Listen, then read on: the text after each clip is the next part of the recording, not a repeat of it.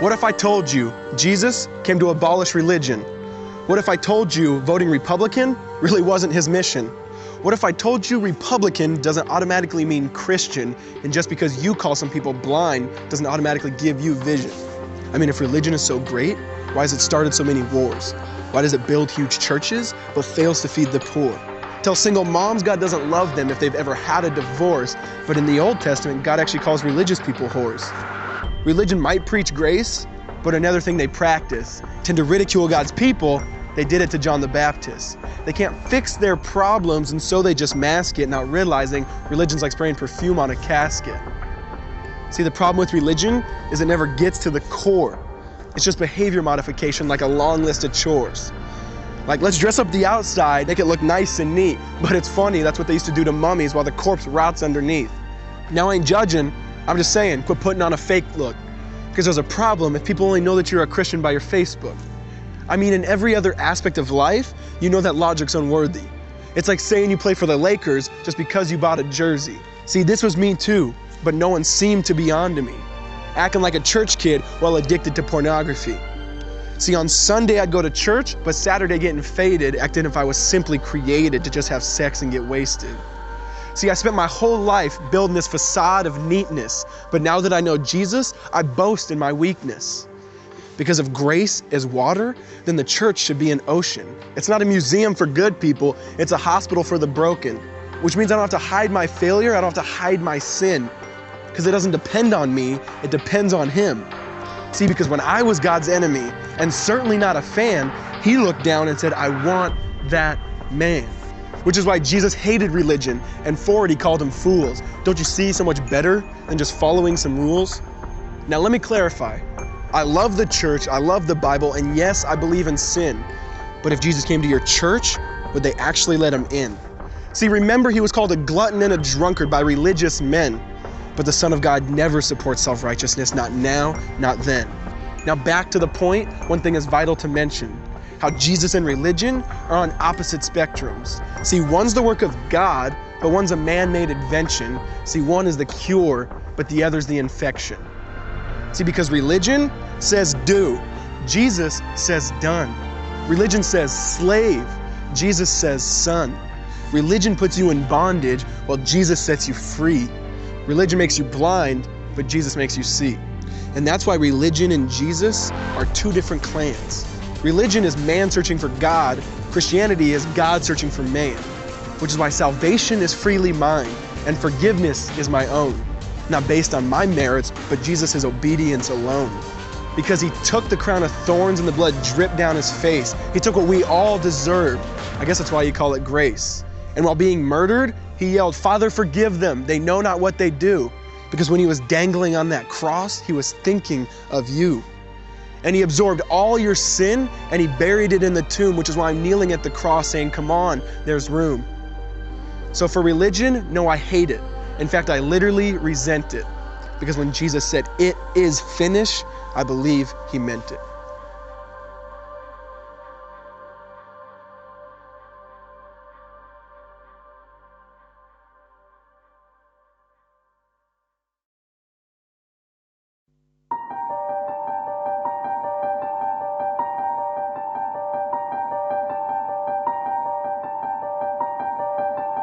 A Roman cross. Yeah, Jesus died on that. See, I don't care what you believe, just read history. It's a historical fact. So the question we have to ask is, what will you do with this man of misery? 6 hours on a piece of wood, yet somehow completely changed history? But see, we've pimped Jesus out. We've made a sacrifice foolery, like, oh, I'll just go to church on Easter and make the cross nice jewelry.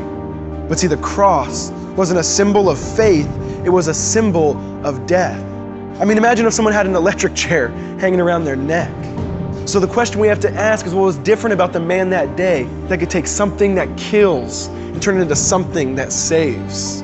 See, He was unique because He was innocent. God actually became a man. Now that's different.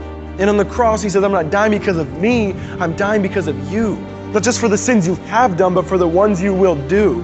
And on the cross, God treated Jesus like He was us. Poured out His wrath on the Son so that He might show that He's just. See, and He took our filth and he took our sin and the beauties. When you trust in Jesus, you're included in him. But first, walk with me what it must have been like that night when the Son of God looked like he lost the fight. No heartbeat, no breathing, no sign of life.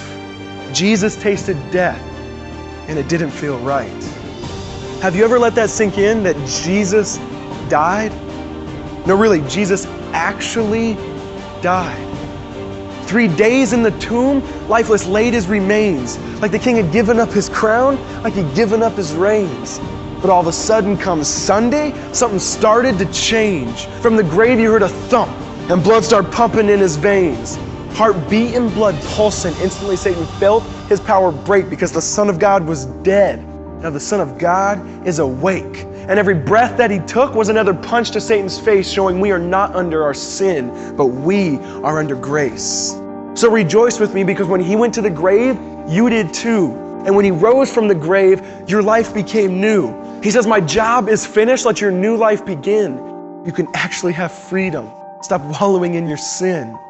See, the chains have been broken. The stone's been rolled away. God doesn't love a future you. He actually loves you today. So you're clean. You're spotless. The curse has been squashed. That's all baptism is just showing you've been washed. So rejoice with me, because we are not awaiting the verdict. He's already said not guilty, and the resurrection proves he assured it.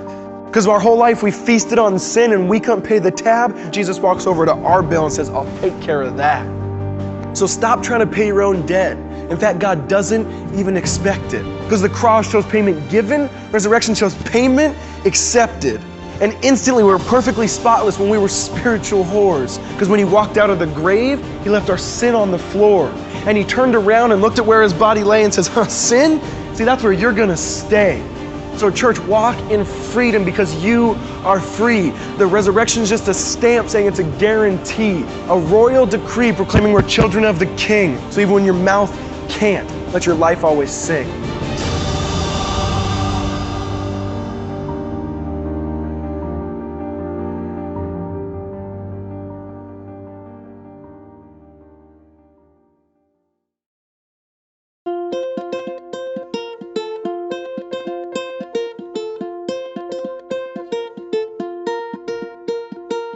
So I find that there's a ton of talk right now in the world with my friends, with my family, my neighborhood about sex and about what sex is.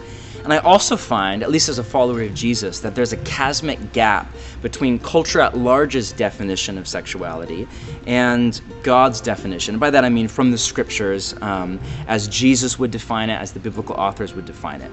So basically, as I read it, culture at large defines sex as recreational play between two consenting adults. So it's just physical, it's just the biological coupling of two bodies for sexual release. And what's the big deal? As long as it's between two consenting adults, if it's mutually pleasurable, I mean, what in the world is the big deal? It's just play for grown-ups. And then the church often comes along and says, all right, here's all the rules. Here's where you can do it and here's where you can't do it. But they buy into culture's definition of what sex is. And then basically say, well, you can do it, but only in marriage. And oh, by the way, only marriage between a man and a woman, not a man and a man or a woman and a woman. And to most of us, that's just nonsensical. If you're not a follower of Jesus, you hear that and you think, what kind of crazy, uneducated, traditional, outdated thing is that? That makes no sense. But reality, we have to get behind it to the definition of what sex is. So as I read the scriptures, as I read the teachings of Jesus, here's how I understand sex. In Genesis chapter 2, the word echad is used, that in sexuality, two people become echad, or it can be translated one flesh. This is a graphic, weighty word that basically means, when it's put together with this word flesh, fused together at the deepest level. That in sex, a man and a woman come together and are fused together at the deepest level. It is the bonding of two people into one entity, body and soul, physical and spiritual, because there's no way to bifurcate the two. So it's actually a much higher view of sex than culture's. Culture basically says, hey, it's just play, it's just biological, what's the big deal? God says, whoa, whoa, whoa, no, it's way more than that. It's two people who become one entity and then over and over again enjoy and express love for one another together through sexuality. Now, inside of marriage, this is beautiful because it takes two people and it doesn't let them drift apart. It keeps them together. It keeps them echad, or one. But outside of marriage, this can be dehumanizing because it can turn people into objects for basically self-gratification. And then every time you walk away from a sexual partner, it's as if you tear echad, as if part of you is lost, and you do that enough times and it starts to hollow you out from the inside. So I, as a follower of Jesus, think that we need a higher view of sex than culture at large is, not a lower view. We need to get back to the mysterious, beautiful, powerful reality of what happens when a man and a woman make love.